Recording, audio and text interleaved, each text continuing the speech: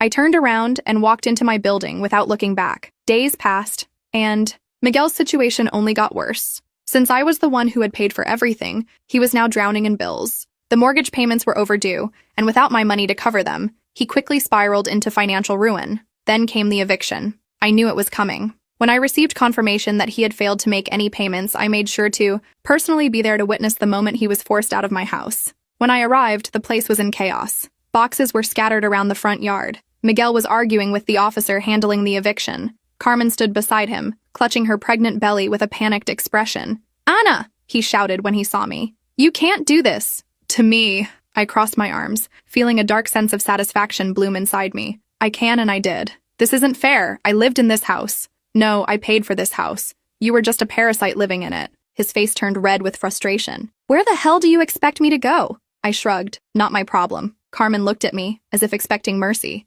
"Anna, please, please?" She actually had the nerve to look me in the eyes and say, "Please?" I took a step toward her. "Oh, so now you can say my name?" Before it was just, "I hope she never finds out," wasn't it? She lowered her head. "It wasn't supposed to be like this. But it is. And now you and Miguel have to deal with it." Miguel ran his hands over his face, looking exhausted. "You don't have a heart." I tilted my head. "Funny, because you sure loved that heart when it was paying all your bills." He opened his mouth to argue, but shut it again. The officer approached. "Time's up. You need to vacate the property now." Miguel's expression turned to sheer panic. He looked around, realizing that he was out of options. He grabbed a box and slammed it onto the ground. "You just want to see me destroyed, don't you?" I leaned in closer, meeting his gaze without a trace of pity. "Yes." He clenched his jaw and stormed away, Carmen trailing after him. I stood there, watching, as he left, broke, homeless, and powerless. In the following days, my entire family turned against me. My aunts called me. My mother showed up at my apartment again.